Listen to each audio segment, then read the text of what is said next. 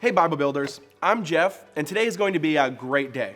We're jumping into a brand new book in the Old Testament today, and that is the Book of Judges. Okay, let's get after it. Now, Judges is the 7th book in the Bible. And before we start learning the stories in Judges, let's first step back and take a look what's been happening in the first 6. Remember, this great big book is one great big story. It's full of a lot of little stories that are also tied together in intricate ways. The more we understand the big story being told, the easier it is to get all the little stories in it too. The first 5 books of the Bible, remember, are called the Torah: Genesis, Exodus, Leviticus, Numbers, and Deuteronomy. Now, the Torah covers the creation story with Adam and Eve and the way that sin entered the world and quickly fractured everything.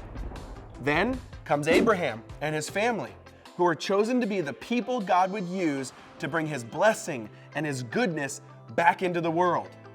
Abraham's family then became the nation of Israel and eventually slaves to Pharaoh and the Egyptians. But God then sends Moses to get them out of there with the whole "let my people go" thing. And the Israelites set out on a journey through the wilderness to the promised land. Then comes the book of Joshua. After Moses died, Joshua became the new leader of Israel, and his book lays out the stories and the battles it took for the Israelites to move into the promised land. It would have gone faster, but the people kept rebelling against God, so there were punishments that delayed things. Once they made it into the land, the 12 tribes of Israel divided it up and they moved in and finally made it their home. Okay, all that leads us to today, the beginning of Judges. Opening the Bible is a little treacherous, but let's see if I can do it without getting squashed.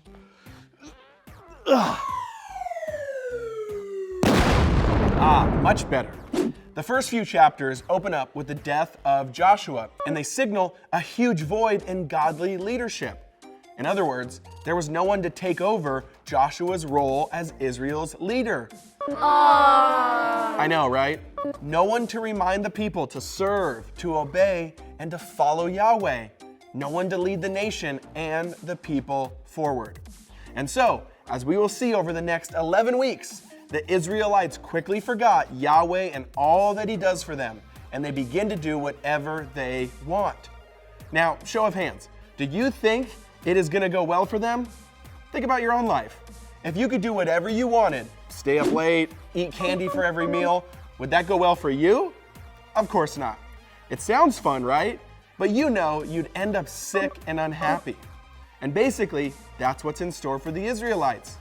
As we're going to see, they're going to worship other gods and idols, they're going to fight amongst themselves, and they're even going to get conquered by their enemies.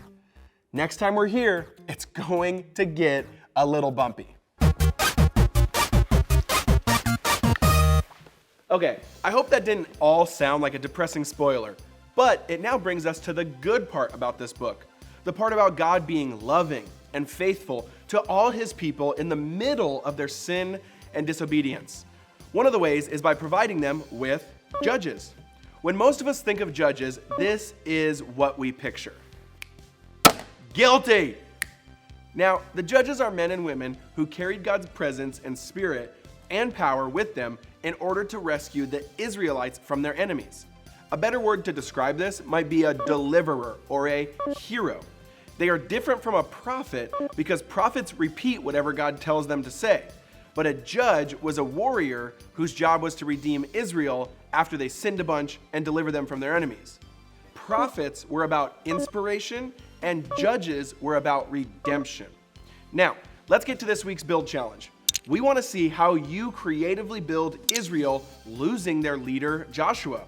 Do you want to build his memorial site? Or you can build Israel forgetting Yahweh without Joshua around. Or it can be the whole eat candy and stay up all night scenario we talked about.